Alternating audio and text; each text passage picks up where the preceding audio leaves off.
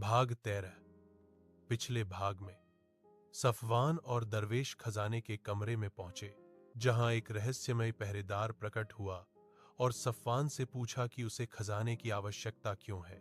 Safwan पहरेदार की लाल आंखों को देखकर स्तब्ध हो गया। उसके पैर कांपने लगे, मगर दिल में एक आवाज बार बार गूंज रही थी, अगर मैं झूठ बोलूंगा तो सब खत्म हो जाएगा, अगर सच कहूंगा तो शायद उम्मीद बाकी रहे। उसने कांपते होंठों से कहा, मैं यह खाना अपनी गरीबी मिटाने के लिए चाहता था, ताकि मुझे और मेरी मां को कोई भूखा न देखे। मगर अब मैं जान गया हूं कि अगर यह खाना सिर्फ मेरे लिए हो तो इसका कोई फायदा नहीं। मैं चाहता हूं कि यह खाना दूसरों के लिए भी रोशनी बने, ताकि जो गरीब और बेसहारा हैं उनकी जिंदगी बदल सके। यह सुनते ही कमरे में एक भारी सा सन्नाटा छा गया। पहरेदार ने अपनी आंखें तंग की और धीमी आवाज में कहा, सच्चाई तुम्हारे शब्दों में है, लेकिन याद रखो, हर शब्द की कीमत अदा करनी होती है। अचानक उसने अपना हाथ उठाया और खजाने के चारों ओर लगी आग की लपटें तेज हो गईं। सफवान घबराकर पीछे हटा, मगर दरवेश ने उसका हाथ मजबूती से पकड़ लिया। दरवेश बोला, डरो मत सफवान, यह आग सिर्फ तेरा दिल आजमा रही है। अगर तेरा इरादा सच्चा है तो यह आग तुझे नुकसान नहीं पहुंचाएगी।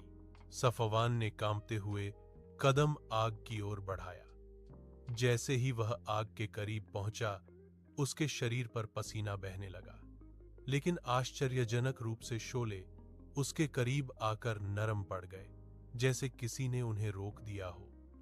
पहरेदार की गर्जदार आवाज अब नरम हो गई, तुमने पहला इम्तिहान पास कर लिया है, लेकिन खजाने तक पहुंचने के लिए 3 आजमाइशें बाकी हैं। सफवान ने चौंक कर पूछा, 3 आजमाइशें? पहरेदार ने जमीन पर अपनी उंगली फेरी और एक नक्शा नुमायूं हुआ। उस नक्शे पर 3 निशान थे। 1, अंधेरों का दरिया। 2, आईनों की सुरंग। 3, खामोशी की दीवार। पहरेदार बोला, ये तीनों इम्तिहान तुम्हारे दिल, दिमाग और रूह को परखेंगे।